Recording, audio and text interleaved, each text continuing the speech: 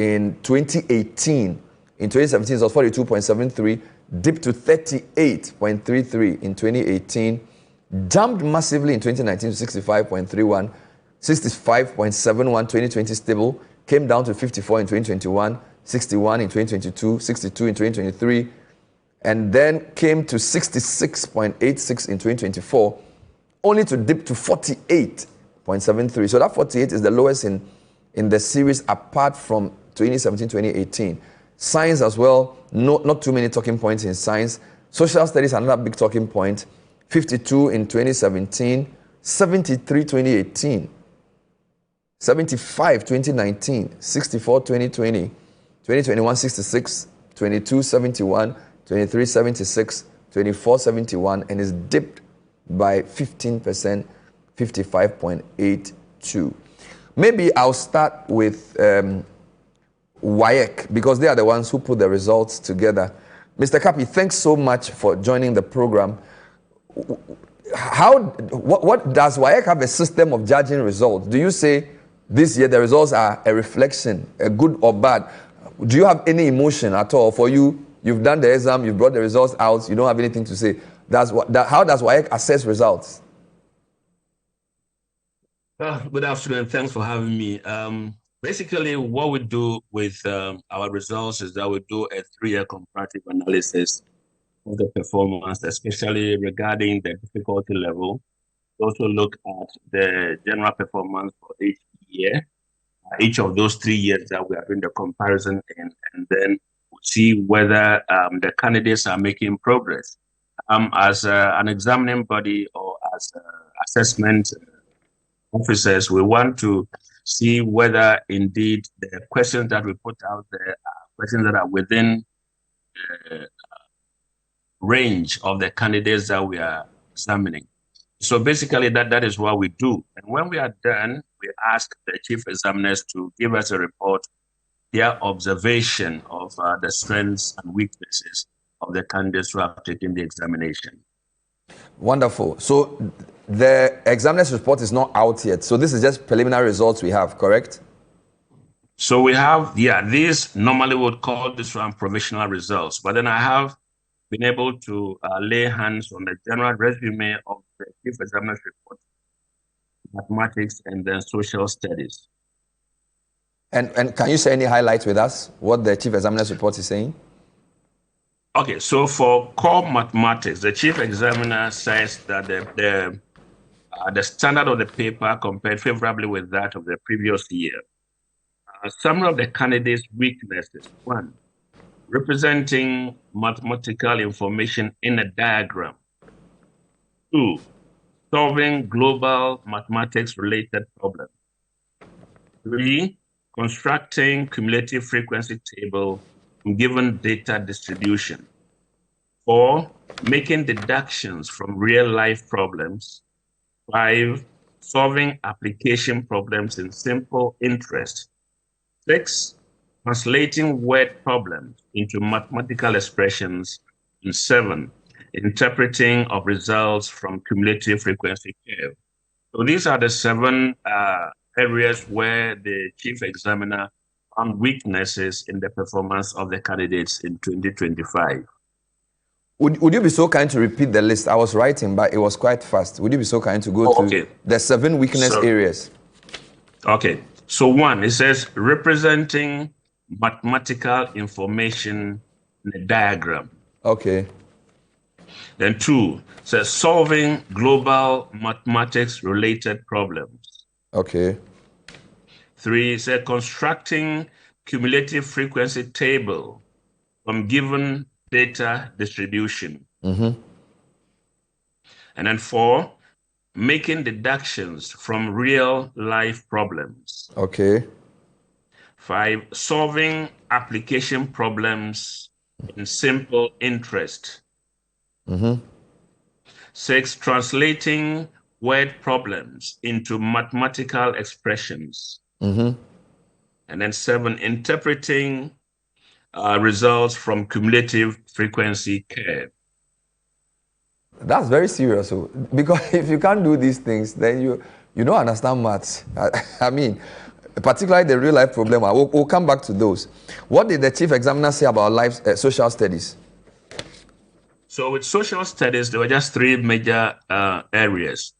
One, he says that they were not able to write on policies implemented by government and better the lives of the people. And the other one, he says they were unable to point out how expensive funerals adversely affect the development of the Ghanaian society. We talked about the fact that they could not sufficiently discuss the forms of cooperation Ghana has with the United Nations organization. So those are the three problem areas. Those are the keys. So this is just a resume. So yes, when we get the detailed report, we probably would delve deeper into some of the areas. Wonderful. So for you as an examining body, first you look at the examiner's report to see the performance of the students. But are you interested in students doing well, or for you the most important thing is that the results are a reflection of what the people did? What is success for WAEC when exam results are released? Well, for us, it's about, first of all, being able to conduct the examination without any problems from our end. That is the sanctity of the examination process. And we also want to ensure that every examiner would have dealt with every candidate as independently as they are supposed to, so that we have all the data we need to be able to process the results, then come out with what every candidate deserves by way of the grades that are awarded. Obviously, if there's a poor performance, you certainly are going to have people who would point fingers at the council about us probably not being fair to children at this age in terms of the kind of questions that we set. But then if the candidates do well, and indeed their performance is a reflection of independent work, then of course we would all be excited, because staff of the council also have their children who write the examination. All right. There is a statement from GES that I'll let you comment on later. But let me take Kofi Asari's initial thoughts. But I thank you so far for the insights you've given us. 7 key weaknesses for the core math, 3 for the social studies. Kofi, opening remarks. By the way, the discussions around this whole thing, how have you found it? Well, it's unfortunate that, as usual, it has been politicized. Similar issues were raised in 2019, 2020, and I remember Edu issuing statements advising the politicians not to bring their politics into WASSCE results. Unfortunately, it's convenient for some to do politics and make capital out of it, as if there's any capital at all to be made. And whenever that happens, it clouds, the real issues that citizens should appreciate. But it is important that the Ghana Education Service and stakeholders that have key roles in ensuring that the lessons supposed to be learned are learned, and interventions supposed to be deployed to improve the status quo are done without being distracted into the politics of the situation. Yeah. So that's the first thing. So I don't want to draw into the politics. So let's start with what Mr. Kapi. What stood out for you? Because I guess for us in the media, the big thing was the dip in mathematics and social studies. 18% dip compared to the previous year for math, 15 for. How important are those dips and how serious is it for you? Well, the dips are important. If you look at the trend we did, you'll see that it's such a deep dip, right? And so it is concerning. And whenever that happens, and when it happens, not in all the subjects, but in particular subjects, 1 or 2, you are interested in ascertaining, doing a surgical knife inquiry into the drivers of the dip. And that is why I mentioned that it's important that we get a full chief examiner's report. Then we are able to diagnose where the deficiencies were to inform the deployment of remedial interventions. If it is across board poor performance, then you want to look at systemic issues. But these are subject-based, dips, as you can see. And so the first point of call, or the launch pad, should be a deep dive into the chief examiner's report, identify the areas, the subject areas where students struggle to be, at the level of appreciation that the examiners were expecting. And then based on that, teachers are able to focus more on in those areas, strengthen teaching and learning in those areas, and also prepare students adequately for the next examination. Let me come back to Mr. Kapi. GES has issued a statement. I don't want to bore you with the full statement because some of it was reacting to statements made by the former Minister for Education. But there are some paragraphs that I feel are important for WAEC. So, for example, paragraph 5, management of GES views the 2025 WASSCE results as a true reflection of the academic performance of the candidates. The outcome is a credible representation of students' abilities. That's a big one. Number 7, the 2025 WASSCE was conducted under heightened invigilation, strengthened supervision, and strict adherence to examination protocols across all centers. These measures significantly resulted in apprehension of some students and staff who would have engaged in examination malpractice. Look at verse 8, paragraph 8. It is essential to appreciate that the outcome is a direct demonstration of the trend towards, this is my emphasis, restoring integrity of the examination process. Let me repeat. Paragraph 8. It is essential to appreciate that the outcome is a direct demonstration of the trend towards restoring integrity of the examination process. A credible examination system serves the best interest of our students, our school, and the nation. I want you to comment on these paragraphs.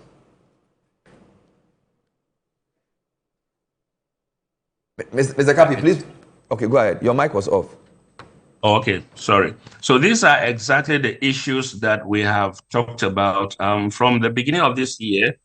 We've held stakeholder engagements across the country, basically to draw the attention of the general populace to this menace of examination malpractice and its attendant repercussions if we do not put a stop to it. Now, so certainly, if you look at the results, it is what the candidates deserve, because we've done all our checks from beginning to end.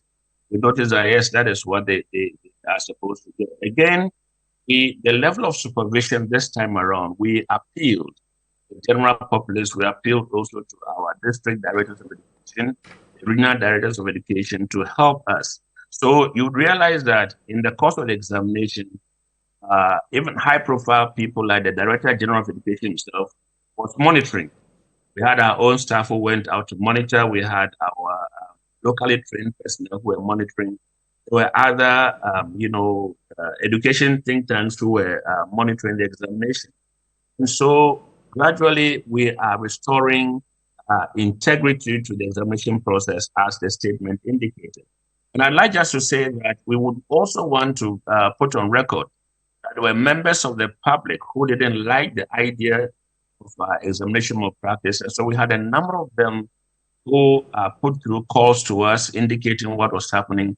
Indeed, when we deployed our personnel to those areas, we discovered that people were doing things that were not allowed. So all of these actually contributed to us being able to, as it were, curb or reduce, if you want, the issues of malpractice to the level that we have, and to allow the children to actually give an account, a true account of themselves as far as the examination is concerned. If you read this statement carefully, the implication is that maybe 2024, 2023, 2022, the results were not the accurate reflection of the performance.